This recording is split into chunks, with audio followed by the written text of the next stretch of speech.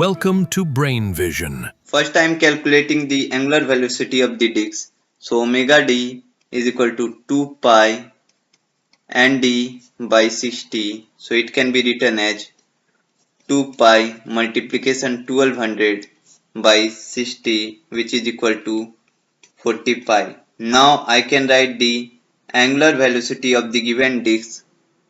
Alpha is equal to d omega by dt, which is equal to 0 minus wd by dt. So it can be further written as 0 minus 40 pi by 25, which is equal to minus 8 pi by 5. Now I will apply the equation of angular motion of the above equation. So I can write omega square is equal to omega d square plus 2 alpha theta. So just putting the value, so 0 square is equal to 40 pi square plus 2 multiplication minus 8 pi by 5 d theta. On solving it further, I get d theta is equal to 40 pi whole square multiplication 5 by 2 multiplication 8 pi. On solving it further, I get the value as theta minus theta naught is equal to 500 pi.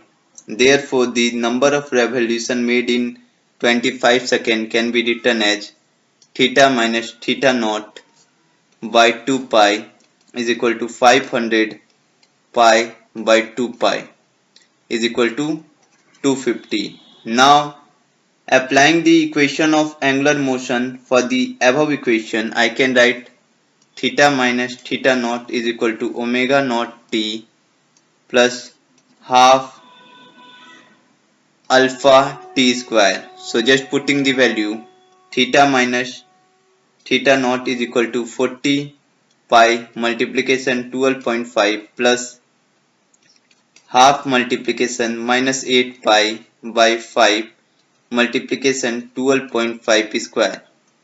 So on solving it, I get the value as 375 pi.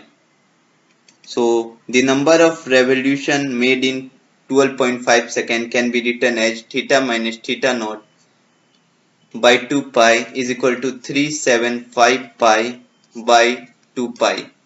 On going further, I get the value as 187.5.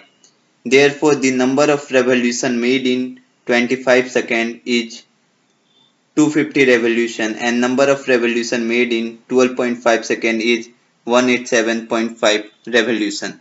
This is our answer for this question.